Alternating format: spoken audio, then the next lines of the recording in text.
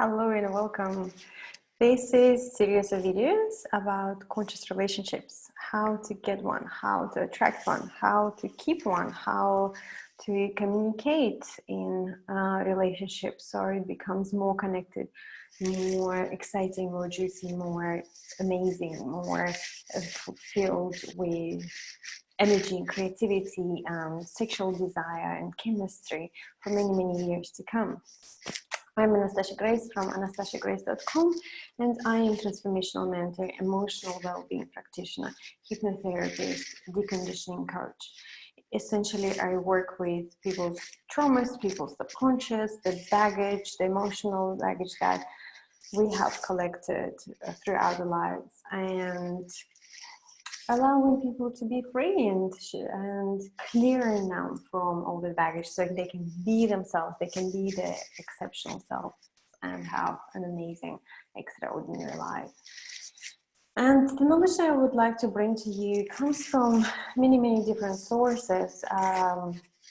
From my studies as a relationship coach and throughout many, many books, and from my Tantra background, from my personal experience in relationships, also as a coach and a practitioner with my clients. So it's kind of a huge body of information, and I'll be chunking it down.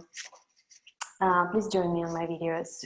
First video today, we will be talking about how to attract that magnificent, beautiful relationship, that number one, that person that you're looking for, the partner that you're longing for.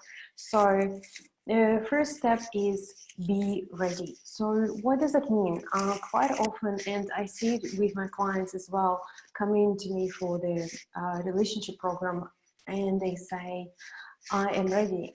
I want a partner. I want a husband, wife, kids, family. I want someone in my life. However, when we dive in deeper, we find those obstacles, that subconscious beliefs or patterns, and that inner child kind of wounding or trauma that holds them back from actually attracting a person and creating that miracle that they're looking for. I'll give you an example. One of my clients, he hasn't been able to maintain the relationship or get it past like 3-4 weeks mark. However, for a few years now, he's been saying to himself, I am ready, I want a partner. So throughout the program, in the clearings, what we have discovered is that his emotional body is still holding that that memory of dysfunctional relationship as mom and dad, of the marriage that collapsed, wasn't exactly great, wasn't really connected. So there's a pile of like trust issues, and also basically the belief, absolutely unconscious belief that no, relationships are not great.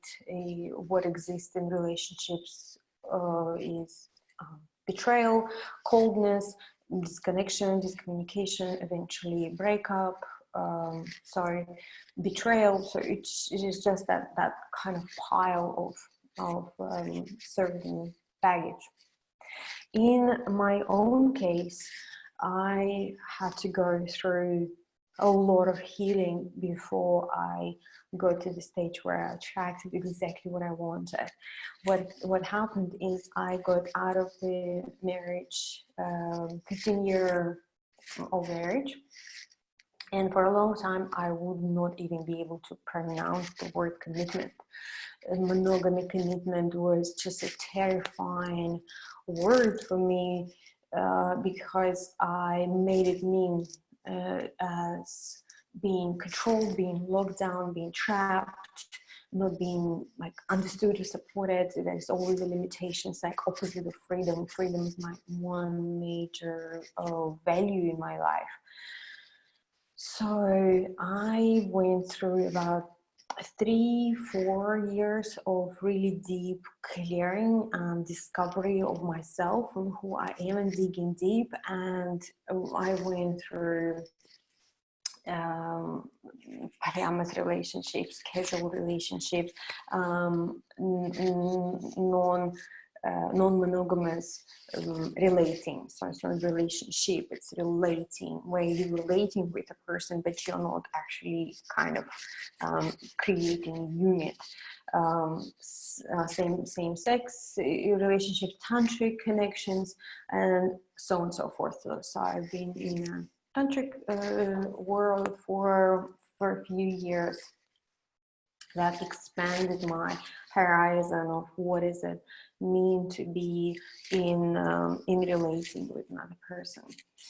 And eventually, kind of after 3.5 years, I told myself, yeah, I'm ready. I'm ready for a partner. I'm ready for a relationship in my life now. And I started dating. I started going into a dating state, you know, so you go consciously already looking for someone. However, it wasn't happening. So people that I would attract will last for 3 months, and then somehow it doesn't work out, and then again, or men will show up in my life, and it just doesn't go anywhere further. Until I realized that it's actually me. It's not them, it's me. There's something in me that is still preventing me from that deep connection. And what it was is my heart was not completely open. My heart was still not prepared to get cracked open, because that's what you will have to do when you are attracting deep connected love into your life. It means diving deep into your heart. It means extreme vulnerability, openness, and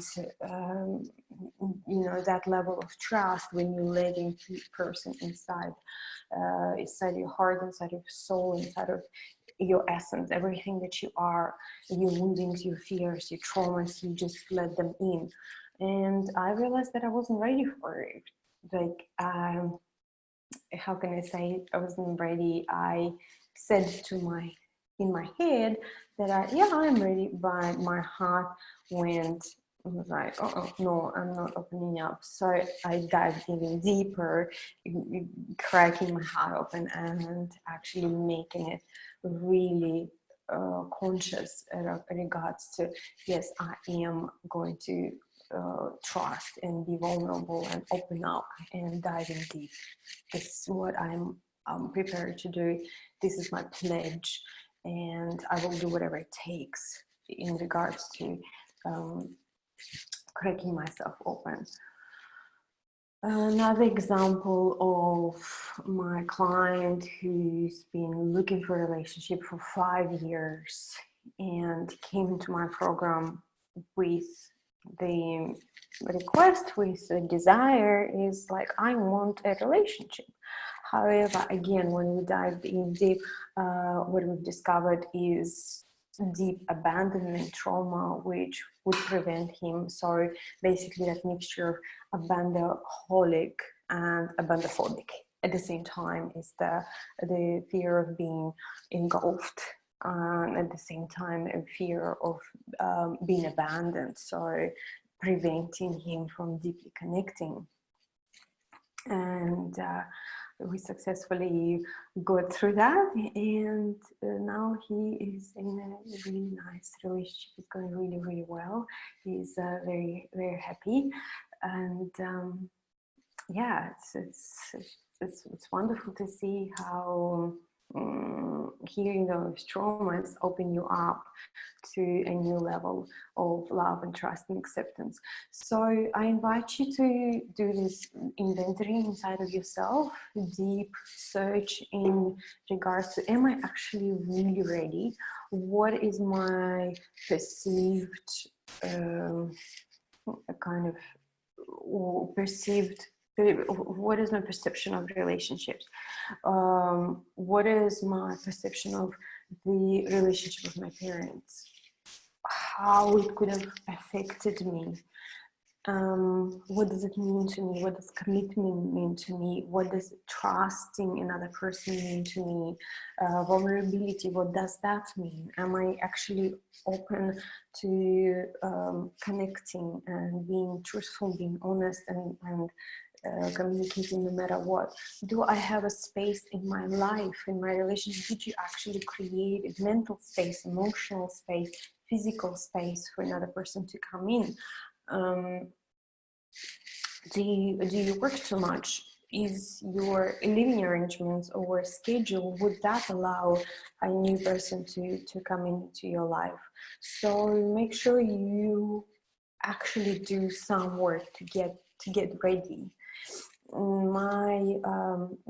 friend of mine as well, has coached her a number of times on attractive relationship. She has been focusing on mentally focusing on, I want a man in my life so I can have a family, have a child. However, she is in a different relationship that is not going to result in marriage and a child, and she works a lot. She owns like 2 businesses, and she works from 5 a.m. to 10 p.m. So there's no really space for another person to come in.